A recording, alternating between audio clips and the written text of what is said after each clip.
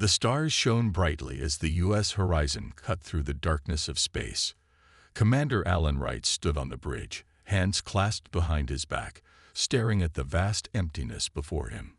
20 years in space had not dulled his wonder at the universe. "Commander, I'm picking up something strange," said Lieutenant Samantha Pierce from her station. Her fingers moved quickly across the control panel as she adjusted frequencies. "It's like nothing I've ever heard before." Wright moved to her side. "Let me hear it." A strange sound filled the bridge. It wasn't random noise. It had patterns, structure. "It's a language," Pierce said, excitement in her voice. "But not one of ours." Science Officer Daniel Harris joined them, his face pale. "Commander, there's something else. A massive object just entered our solar system. It's moving past Jupiter now." The crew fell silent. Humanity had been reaching for the stars for decades, sending signals, hoping for a response. Now that response had come, and no one was ready. "Alert Earth Command," Wright ordered. "All crew to stations." Within hours, the object came into view. It was a ship, sleek and massive, easily 20 times the size of the horizon. It glowed with a soft blue light that seemed to bend the space around it. "They're broadcasting," Pierce said.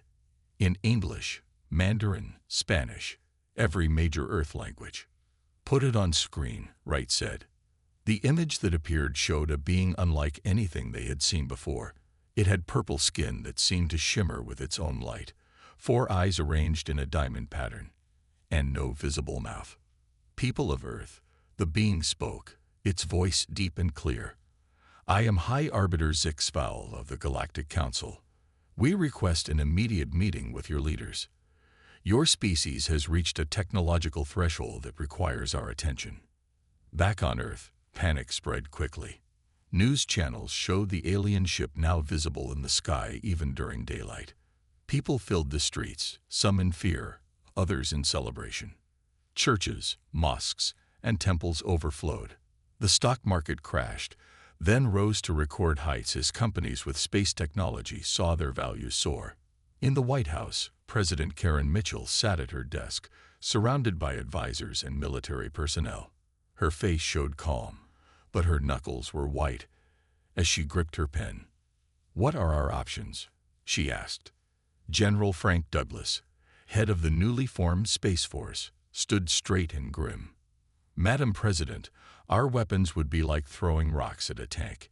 If they want to harm us, there's little we can do to stop them." "Then we don't give them a reason to harm us," Mitchell said. "We meet them. We talk." Within days, an orbital station was prepared.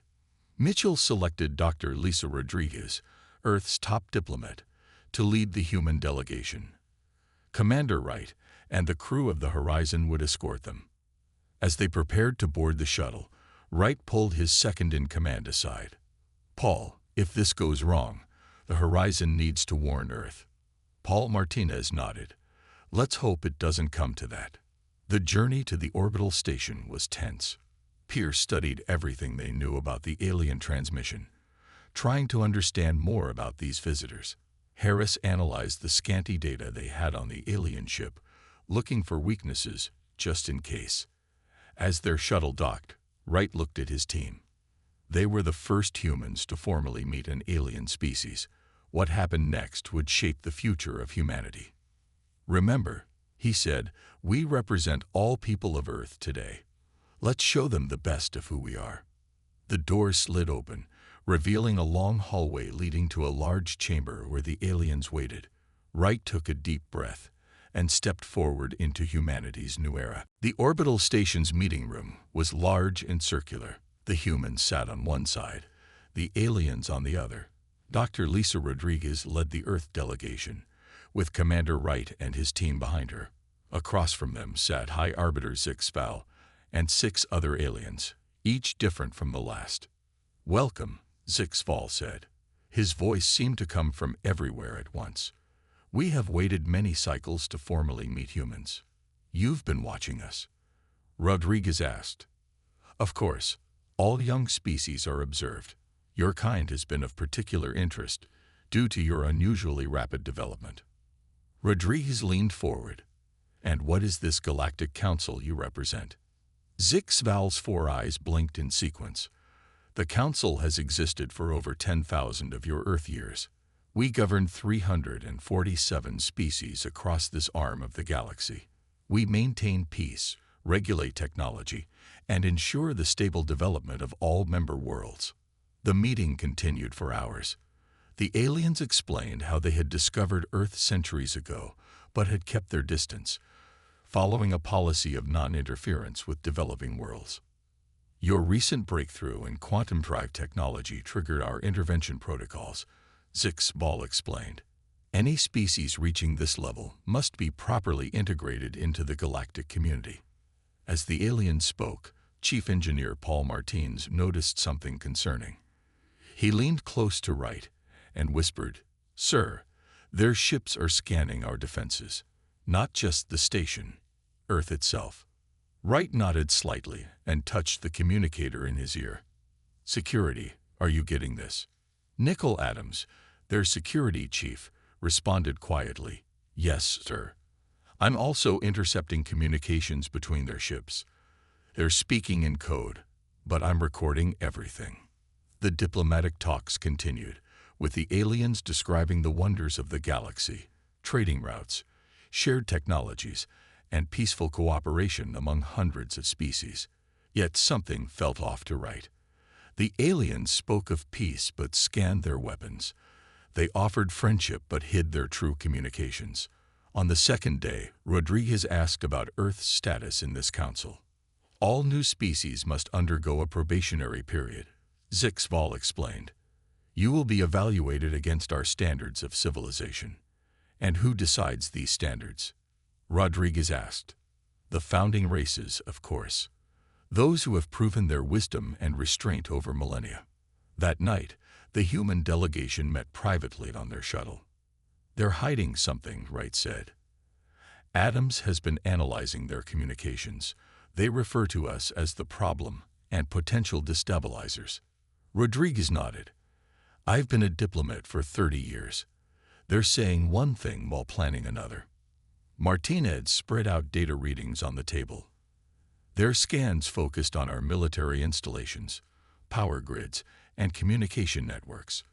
Those aren't friendly curiosity. They're strategic assessments. "We need to find out their true intentions," Rodriguez said. "I might have something," Adams said. "I managed to access a small part of their database. The Council has encountered 18 emerging species in the last 1,000 years. Care to guess how many are now full Council members?" "How many?" Wright asked. 3. The rest are listed as contained, manage, or extinct. The room went silent. "What about their technology?" Rodriguez asked. "Far beyond ours," Martinez said. "Their ships use energy we can barely detect, let alone understand.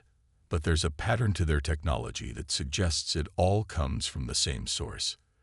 They didn't develop it independently." "Send everything to Earth," Rodriguez ordered. "The President needs to know what we're really dealing with." As the third day of talks began, Wright watched Zixval with new eyes. The alien's words spoke of friendship and cooperation, but Wright now saw the predator behind those 4 calculating eyes. "Today," Zixval announced, "we will discuss the terms of Earth's probationary status." Rodriguez smiled diplomatically, but under the table, her hand formed a fist. Whatever was coming, humanity would need to be ready. The third day of talks started differently. More aliens entered the room, wearing what looked like military uniforms. They stood against the walls, silent and watching. The friendly tone of previous days vanished. Zixval's voice was colder when he spoke. "After careful review, the Council has determined that humanity presents a unique challenge." Rodriguez kept her face calm. "What kind of challenge?" "Your species develops too quickly. You fight too much. Your ambition has no limits." Zixval's 4 eyes narrowed. "In your brief history, you have had thousands of wars. You developed nuclear weapons and nearly destroyed yourselves. Now you reach for the stars with the same aggressive instincts. We've also created art, music, and literature, Rodriguez argued. We've cured diseases and... The Council's decision is final, Zixval interrupted. Humanity is classified as potentially destabilizing to galactic peace. A large screen appeared in the center of the room, showing a list in alien symbols that quickly changed to English. These are our requirements, Zixval said. First, all military vessels and weapons must be dismantled. Second, Council observers will be placed in all human governments. Third, all independent technological research must stop. Fourth, all faster-than-light technology must be surrendered. Fifth, population controls will be implemented to limit human expansion. Commander Wright stepped forward. And if we refuse, then containment measures will be taken. Zixval's voice was flat. Your civilization will be restricted to Earth until you accept our terms. Any resistance will be met with appropriate force. How long do we have to consider these terms? Rodriguez asked. 30 Earth days. Zixval stood. We will return for your answer. Back on Earth, President Mitchell called an emergency meeting with world leaders. Commander Wright and his team presented everything they had learned. They're not here to welcome us, Mitchell said to the room filled with grim faces. They're here to control us or destroy us. Their technology is far beyond ours, General Douglas added. A direct conflict would be suicide. What if we appear to comply while secretly preparing? Suggested the British Prime Minister. They'll be watching us closely, Wright warned. Any obvious military buildup will be detected. A quiet voice spoke from the back of the room. Not if we use what they don't expect. All eyes turned to Dr. Jack Bennett, a thin man with thick glasses. He was the lead scientist at the quantum physics laboratory that had developed Earth's first faster-than-light drive. Explain, Mitchell said. The Council's technology follows specific patterns. They're advanced, but predictable. There are ways to hide things from their sensors, based on principles they seem to ignore. Lieutenant Governor Eric Winters frowned. Are you suggesting we fight them? That's madness. We should negotiate the best terms possible. Negotiate our own enslavement? Douglas asked sharply. President Mitchell raised her hand for silence. Dr. Bennett, what exactly are you proposing? Project Silent Thunder, the theoretical weapon we've been developing. It's not ready, but with enough resources and time. How much time? Mitchell asked. 25 days, minimum. The room fell silent. We need to buy time, Rodriguez said finally. I'll return to the station and tell them we're considering their terms. I'll ask questions, request clarifications, anything to stretch out the process. Meanwhile, Douglas added, we activate every sleeping military asset we have. But we do it quietly. Mitchell looked around the room. We need complete unity. Any division between us will be exploited by them.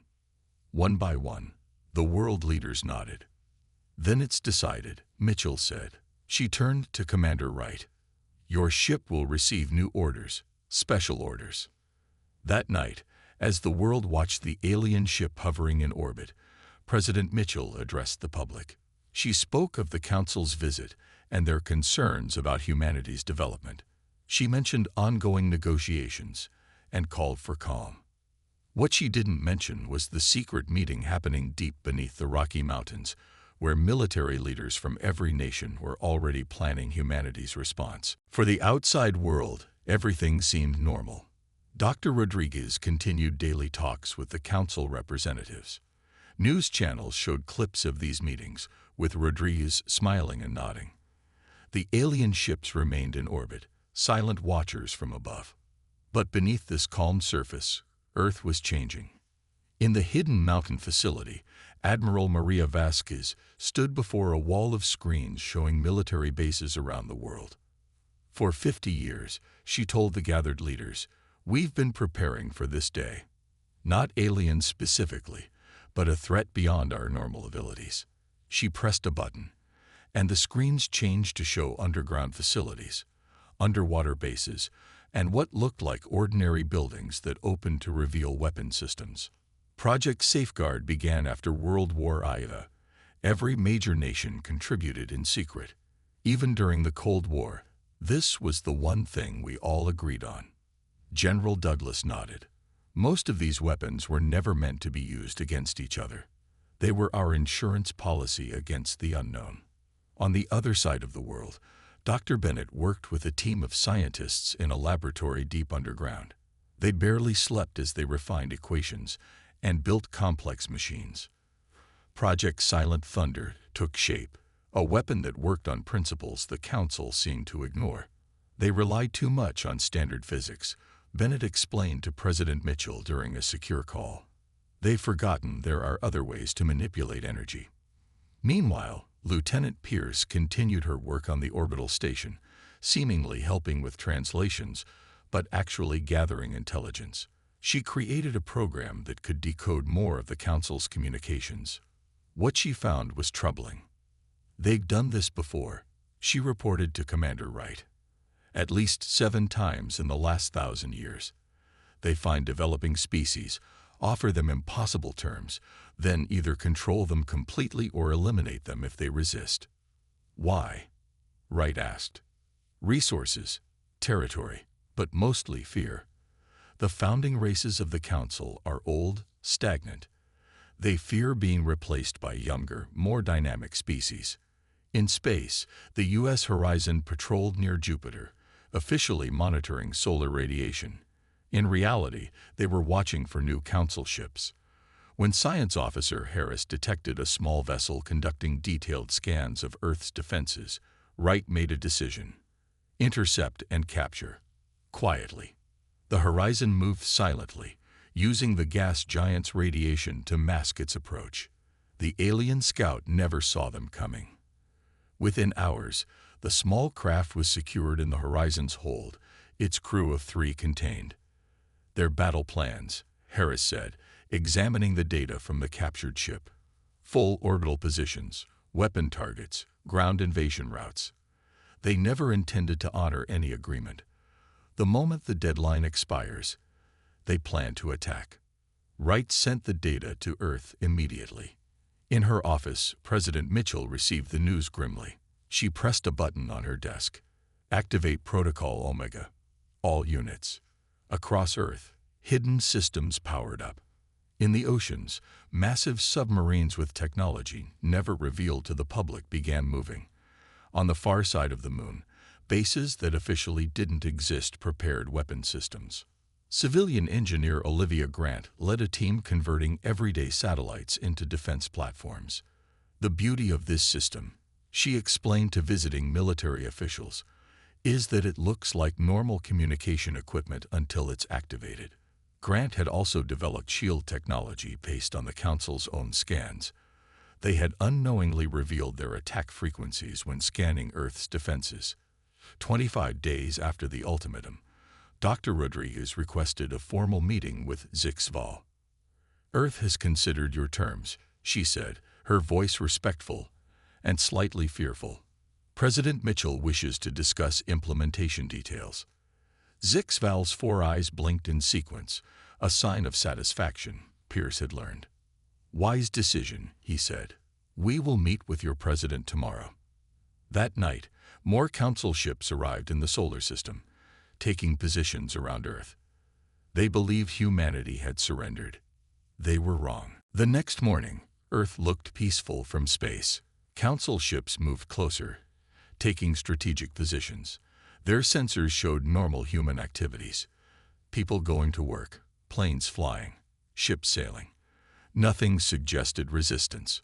On the orbital station, Zixval met with Dr. Rodriguez one last time before the scheduled meeting with President Mitchell. I'm pleased your leaders saw reason, Zixval said. Many species resist at first. It rarely ends well for them. We value survival, Rodriguez replied carefully. But we have concerns about some terms. Zixval's upper eyes narrowed. What concerns? The population controls, for instance. How exactly would they work? Simple management. Breeding licenses. Restricted living areas. Zixval waved a hand dismissively. Nothing too harsh. just enough to keep human numbers manageable. I see. And the technology restrictions. All research will be overseen by council advisors. They will guide you toward appropriate development paths. Appropriate for whom? Rodriguez asked. Zixval paused. For galactic stability, of course. Rodriguez nodded slowly. One more question. The 7 species you contained in the past, where are they now? The alien went completely still. What 7 species? The Narvak, the Tellarites, the Breen, the Denali, the Vorta, the Kelvin, the Sullivan. Rodriguez listed the names peers had found in their communications, all developing races that refused your terms. Those are classified council matters. Zixval's voice had turned cold. How did you acquire those names? Rodriguez smiled thinly. We have our ways. This changes nothing, Zixval said. Your president will still meet with us. Your planet will still accept our terms. Yes, Rodriguez agreed. The meeting will happen. Back on Earth, President Mitchell prepared to address the world again. Her speech was carefully written to seem like capitulation, while sending a coded message to military forces. People of Earth, she began, her face solemn on screens worldwide. After careful consideration of the Galactic Council's requirements, I have decided that survival must be our priority. Around the world, military commanders heard the key phrase and understood. Commence Operation Thunderbolt. Mitchell continued, Today, I will meet with the Council representatives to discuss implementation of their terms. This is not the end for humanity, but a new beginning. We must adapt to new realities. As she spoke, hidden systems across the planet came fully online. On the far side of the moon, massive rail guns silently rotated toward Council ship positions. In underwater bases, energy weapons powered up. In orbit, ordinary satellites transformed, revealing hidden capabilities. On the U.S. horizon, Commander Wright received the coded message and turned to his crew. Battle stations. Prepare for Phase 1.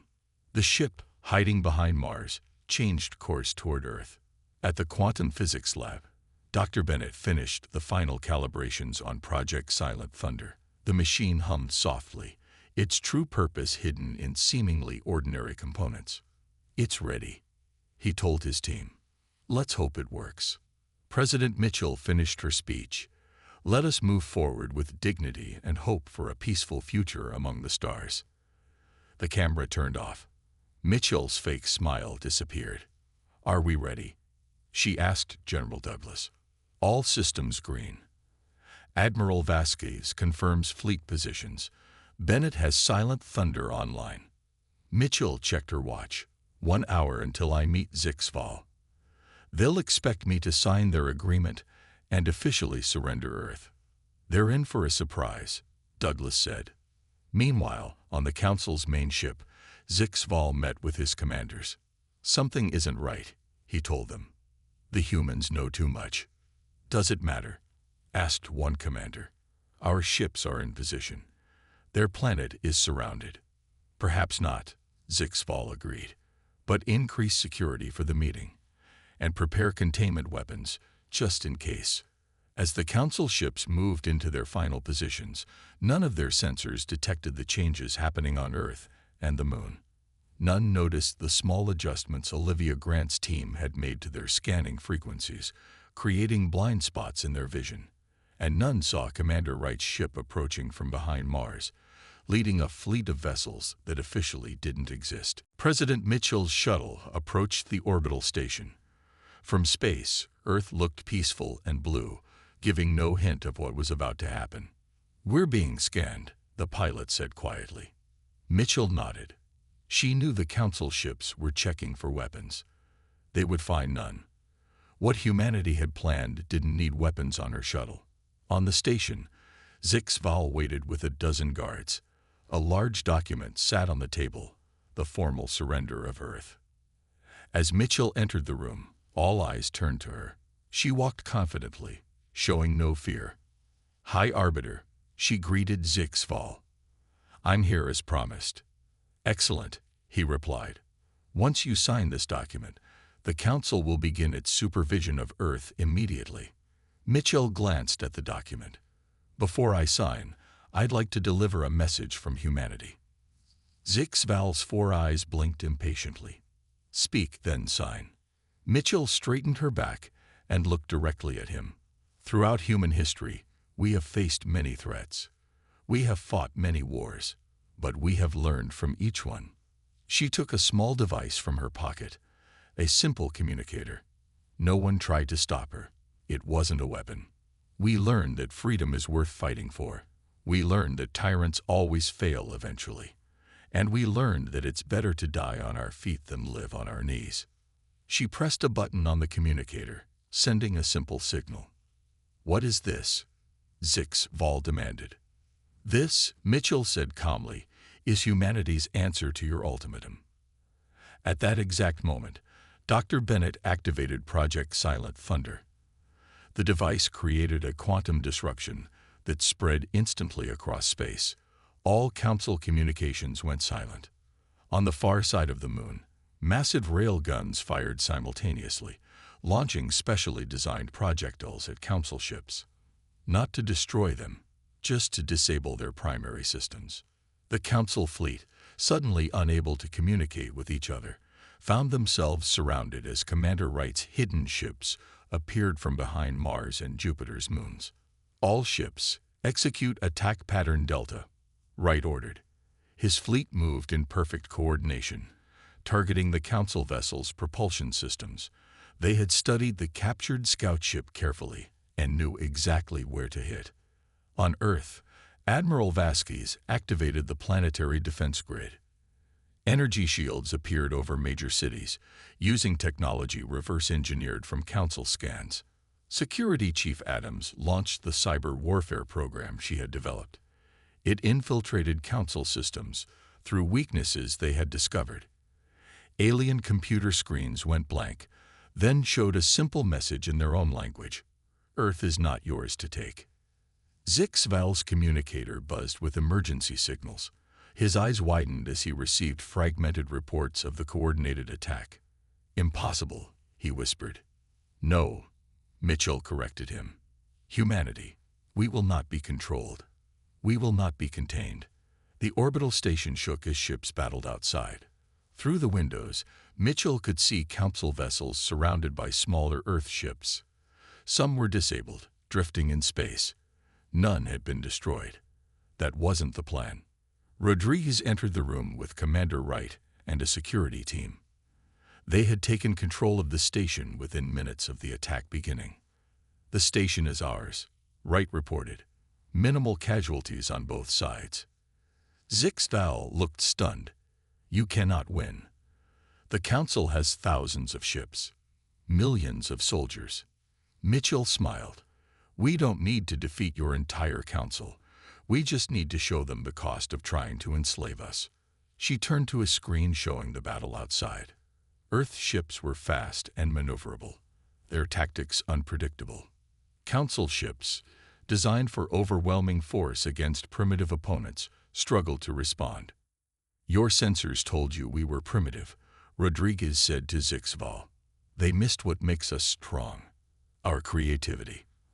Our determination. Our unity when threatened. Within 1 hour, 37 Council ships were disabled but not destroyed. The rest retreated to a safe distance, regrouping but not leaving. Mitchell faced Zixval again. Now, High Arbiter, let's discuss new terms. Our terms. 3 days after the battle, representatives from Earth and the Council met again on the orbital station. The room was different now. Humans controlled the security. Earth ships patrolled outside. Council forces remained at a distance, watching. President Mitchell sat across from Zixval. Commander Wright, Dr. Rodriguez, and Admiral Vasquez flanked her.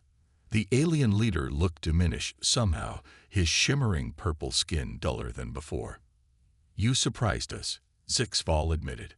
No species has ever responded this way. Humanity has a talent for the unexpected, Mitchell replied. Now here are our terms. She slid a tablet across the table. On it were 4 simple demands. First, Earth would be recognized as a sovereign, independent power.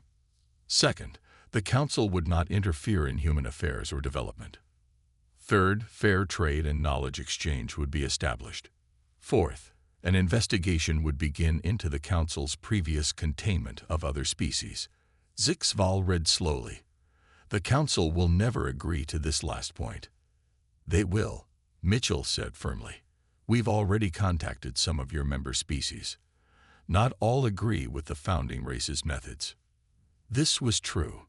During the 3 days since the battle, Lieutenant Pierce had been communicating with various council members. She had discovered fractures in their unity. Many newer council species had joined out of fear, not choice. 6 council members have already expressed support for our position, Rodriguez added. They too were once contained species. This is internal council business, Zixval protested. Not anymore, Wright said. Your ultimatum made it our business. Outside the station, more ships arrived. But these weren't Earth vessels. They were from other council worlds. They positioned themselves between Earth and the main council fleet. What is this? Zixval demanded. A new alien appeared on the screen. One with green scales and 6 limbs. This is change, High Arbiter. Long overdue change. The alien introduced himself as Speaker Krull of the Denali. One of the species Zixval had tried to contain generations ago. They had survived, but under council control. Your attack on Earth has inspired many, Krull said. The founding races have ruled through fear for too long. Zixval looked shaken. The Council has maintained peace for 10,000 years. Peace for some, Krull countered. Subjugation for others. More alien leaders joined the conversation. Each had their own story of Council oppression. Each had chosen this moment to stand against it. Mitchell watched quietly. This was better than they had hoped for. Not just freedom for Earth, but a shift in the galaxy's power structure. Finally, Zixval spoke. I will bring your terms to the full council. I cannot promise acceptance. You have 2 choices, Vasquez said bluntly.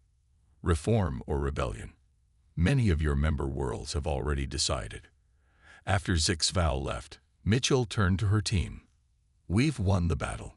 Now comes the hard part, building something better. 1 month later, Earth hosted the first meeting of the Alliance of Free Species. 27 former council members joined Earth in signing a new treaty based on equality and mutual respect. On the day of the signing, Wright stood with Pierce on the observation deck of the U.S. Horizon, watching ships from across the galaxy orbit Earth. Did you ever imagine this? Pierce asked. Wright shook his head. When I joined the space program, I hoped to see new worlds. I never expected to help create a new galactic order. In the White House, President Mitchell signed the treaty with representatives from dozens of species. The document formally established the alliance and declared its guiding principles: freedom, cooperation, and the right of all sentient beings to determine their own destiny. Later that day, General Douglas approached Mitchell with a new report. The Council is fracturing. More worlds join the alliance every week. And Project Silent Thunder? Mitchell asked. Dr. Bennett has improved it. If the Council tries again, we'll be ready. Mitchell looked out her window at the alien ships visible in the evening sky. Once, they had seemed terrifying. Now they represented hope. We faced extinction and found friends instead, she said quietly. Not a bad outcome for humanity's first galactic crisis.